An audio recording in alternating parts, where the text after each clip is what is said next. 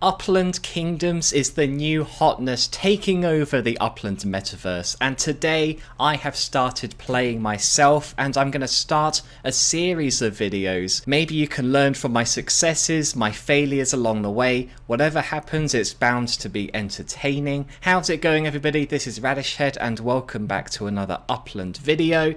Before I get started, I want to give a shout out to today's video sponsor, Bad Frog Motors. Of course, owned by long-time channel supporter Bad Frog. This fantastic looking car showroom is located right here at 18355 South Figueroa Street, Los Angeles. You can see the address on the screen right there. And their mission is to provide affordable automobiles for everybody in the metaverse. They will buy cars outright from you if you want to sell your car quickly without the hassle of having to wait. So if you've got a car and you want it sold quick, come on down to Bad Frog Motors. Bad Frog Motors also offers a car financing option, so anybody that wants or needs a car and purchases that through Bad Frog Motors, there are finance options available. I've got the link to the Discord in the description. Thank you Bad Frog and Bad Frog Motors for sponsoring this video. Now let's talk about Upland Kingdoms, because I know it's something that a lot of people are very curious about. Simply put, you land and you basically select which city you want to be a part of. I clicked Los Angeles, and then you'll have a little option to unpack your starting bundle, and that contains a few workers, it contains some resources, and you've got to move pretty quick once you unpack those, because you're immediately on a bit of a timer. You have a 3-week period where nobody can attack you and conquer you. I've kind of accepted that when that timer's up, I'm probably going to get conquered, because people watch these videos and they'll think it's pretty funny. Maybe they're right, but I'm going to try and prepare the best I can. So what I've done is, I already own quite a few properties in Los Angeles, and that is kind of the best thing about this game, is that it does bring utility to your properties.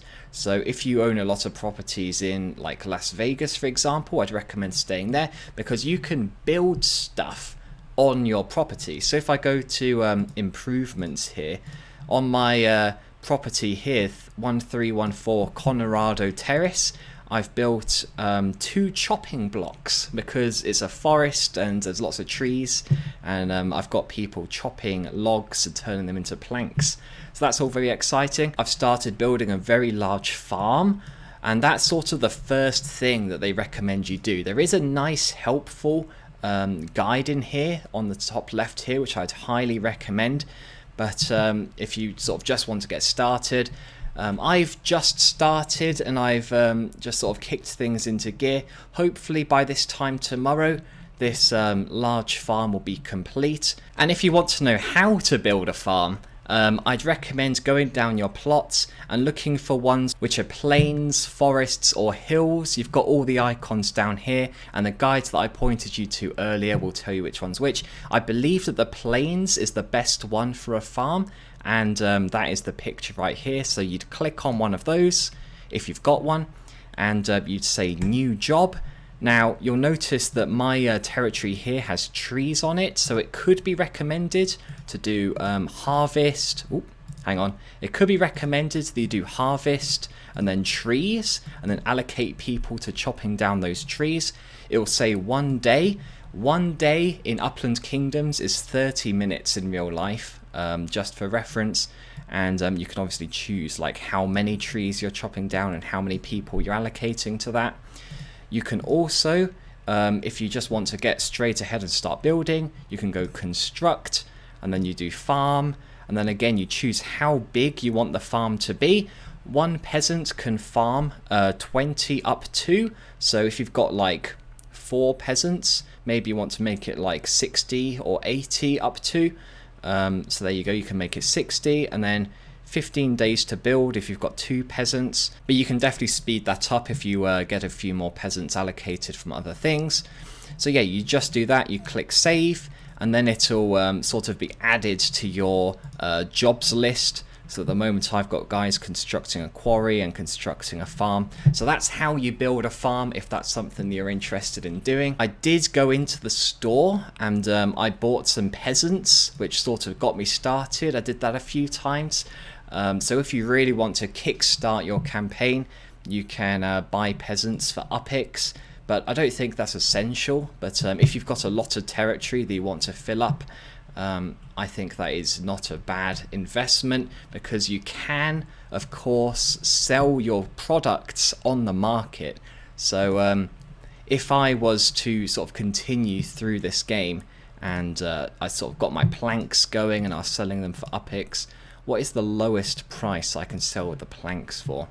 It looks like people are buying those for about 3.5 UPX. So if I had loads of chopping stations going, that's not a bad amount of UPX per hour. And if I wanted to specialize even more, and I wanted to get something that's a lot harder to get, like, I don't know, let's say iron ingots, which is always quite an important thing to have in these kind of games, those sell for 69 UPX each. And suddenly, if you've got a mine going and you're pumping out iron ore and smelting it into iron ingots, yeah, there's some people who will just buy it from you because they might not have the equipment needed to make their own iron ingots, or their empire might be so like large that they're just going to find that it's more efficient to just buy it instead of making it themselves. One top tip that I did want to give you guys that I've sort of stumbled across is that if you click this map here, you'll notice that a map of Los Angeles pops up and there's lots of different terrain types.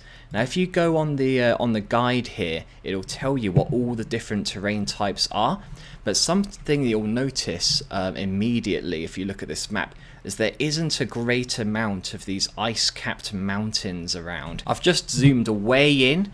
You can see that all of these white areas are the ones with the ice-capped mountains, and those are the ones that are going to have the best like mining rewards. Now this is still very early days. I don't think anybody really has started to mine stuff like gems or gold.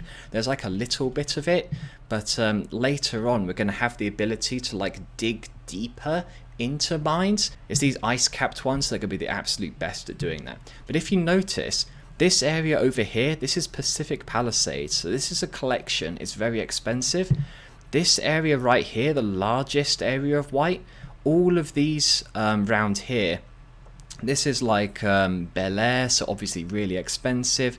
Basically this entire area is like $70 minimum, so that's pretty prohibitive as well.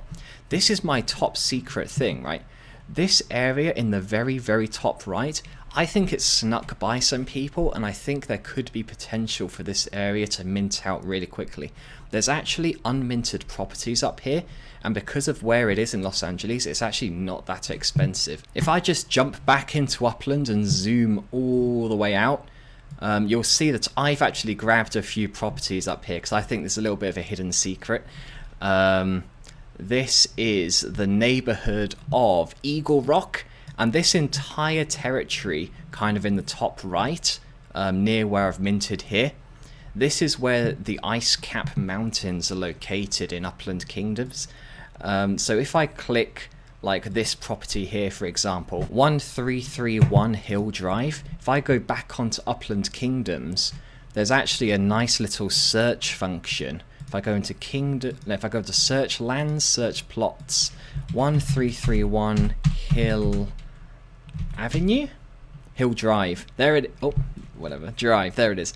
That is indeed the picture of an ice-capped mountain, and in Upland that is 20,000 UPX. Now that is by far the cheapest ice-capped mountain that I found, is sort of this area up here. So if you're going in hard on Upland Kingdoms, or you want to specialize in mining and you want to get gold and gems and all of that great stuff, I think that this area up in the top right of Los Angeles could be a real winner, because there is not much ice-capped mountain territory to go around. So yeah, that's kind of where I am with this first episode. Next time I'm hoping that my farm's going to be built, and the kind of crops that I'm going to grow and what I recommend growing based on my own research. But definitely jump into Upland Kingdoms, make sure you pick the correct city before you get started, and build a farm, get chopping trees, make a cooking pot. Those are the things that I've done at the moment, and we'll see if that turns out to be the right thing to do. So I hope you enjoyed this video. Let me know in the comments if you're excited to play Upland Kingdoms yourself, or if you're just curious about how my experience goes on the channel. Thank you so much for watching, and I'll see you in the next one.